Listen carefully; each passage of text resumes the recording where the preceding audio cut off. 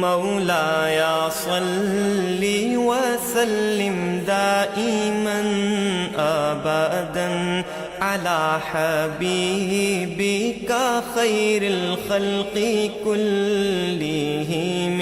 سامعین کرام، آج کا موضوع اللہ تعالیٰ کی عبادت کا فائدہ کیا ہے۔ دیکھیں، اللہ تعالیٰ نے انسان کو اپنے لیے پیدا کیا ہے۔ اللہ ہی انسان کی منزل ہے، اس کو اپنی منزل تک پہنچنا ہے اور اللہ کا راستہ طے کرنا ہے۔ اللہ کا راستہ طے کرنے کا مطلب یہ ہے کہ اب اللہ تعالیٰ کا راستہ کیا ہے؟ اللہ تعالیٰ کا راستہ جو ہے دین اسلام ہے، یعنی اللہ تعالیٰ نے بذریعہ وحی اپنے پیغمبر پہ جو تعلیم نازل کی ہے اس میں وضاحت ہے اس کے راستے کی، یعنی وحی سے کے ذریعے انسان کو اللہ تعالیٰ نے وہ راستہ بتایا جو اس کے علم میں نہیں تھا۔ علم الانسان ما لم يعلم۔ ہم باطن کو ہم اپنے حواس خمسہ سے یا عقل سے جان نہیں سکتے، یہ باطن جو ہے ہمارے حواس سے بالا تر چیز ہے۔ تو جس چیز کا تعلق باطن سے ہو وہ ہمارا دماغ اس تک رسائی حاصل نہیں کر سکتا۔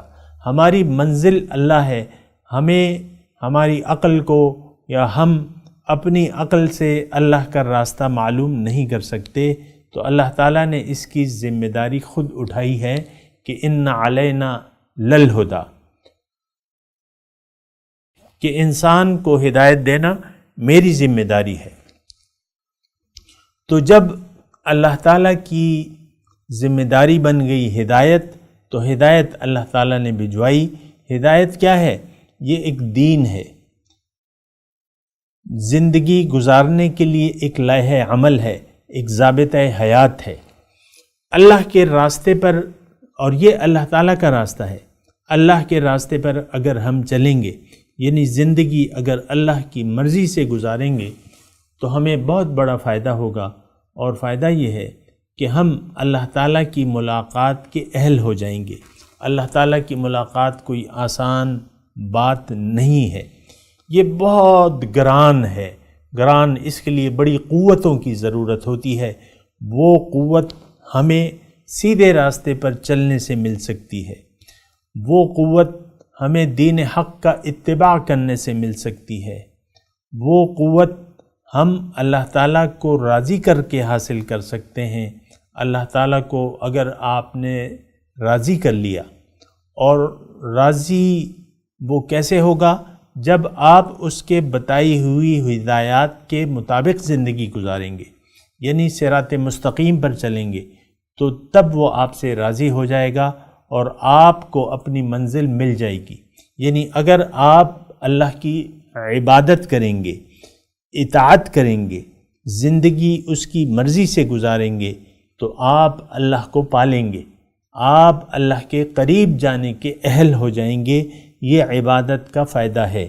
اگر آپ نے عبادت نہ کی، زندگی منچاہی گزاری، تو آپ کی زندگی جو ہے پھر ضائع ہو جائے گی، اور آپ اپنی منزل کو پا نہیں سکتے، بلکہ اس سے دوریاں آپ کی بڑھتی رہیں گی، اور آپ پہنچ جائیں گے اسفل السافلین میں۔